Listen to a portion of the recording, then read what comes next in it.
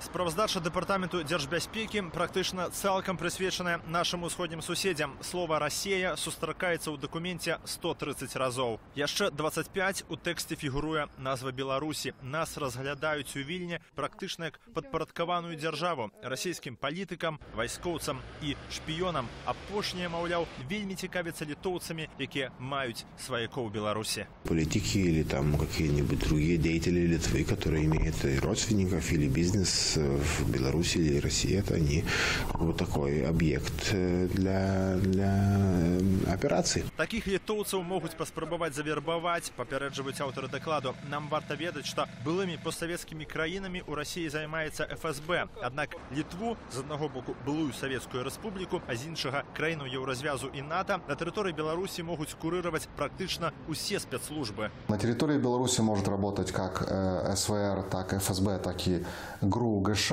которые, естественно, не согласовывают о своих конкретных операциях с белорусскими коллегами, но я думаю, что в рамках взаимодействия они понимают и оповещают о том, что определенные действия будут проводиться. Пытанне у ступені гэтага інфармавання. Паводле міждзяржаўных дамоваў расійскія спецслужбы павінны атрымліваць ад Менску афіцыйны дазвол на любую аперацыю. Але на практыцы гэта выглядае дзіўна. Пасля выкрадання ў Гомлі украінца Паўла Грыба агентамі ФСБ і вывазу яго ў Смаленск, Беларусь ані не адмежавалася ад гэтага ўчынку, ані не ўзяла частку адказнасці за яго. Гэта схіляе экспертаў думаць, што Менск кантралюе расійскіх шпіёнаў гэтаксама як Вялікая Брытанія, дзе ГРУ летась атруціла выведніка Сергея Скрыпаля. Расія, па сутнасці, паводзіць у адносінах да Беларусі такім ж самым чынам, як і да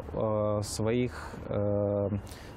ворагаў з краін НАТО і ЕС. То бок гэта перш за ўсё сігнал для Беларусі, які сведчыць аб тым, што Беларусь больш не разглядаецца Расіяй як сяброўская краіна. Такім чынам Беларусь губляе давер у дачыненнях з Масквой і страчвае імідж у вачах Літвы, Польшы і Украіны, якой на запыты пра Грыба не адказвае ўжо 1,5 гады. До сих пор ответа мы не услышали. Ни по закрытых каналах дипломатических, ни по открытых.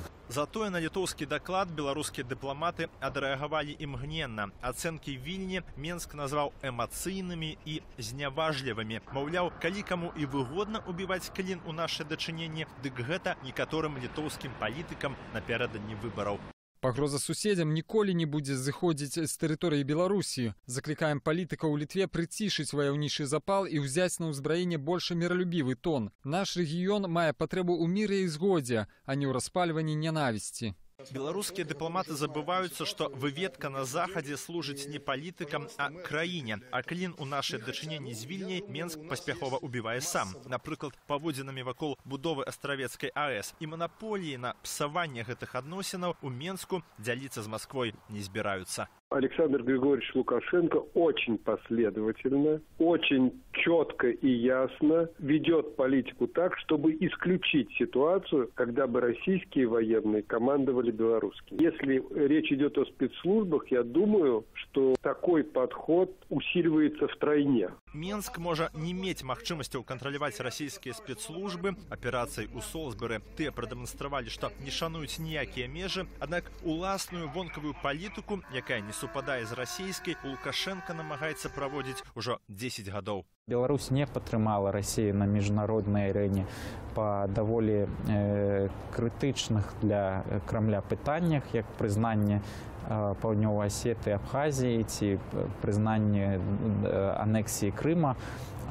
І мне здаецца, што гэта якраз і сведчыць аб тым, што Беларусь можа праводзіць незалежную знешнюю палітыку, нягледзячы на даволі цесныя стасункі з Расіяй. Беларусь застанецца пагрозаю для Літвы, прынамсі пакуль расійскія спецслужбы будуць без тлумачэнняў выкрадаць замежных грамадзянаў на нашай тэрыторыі.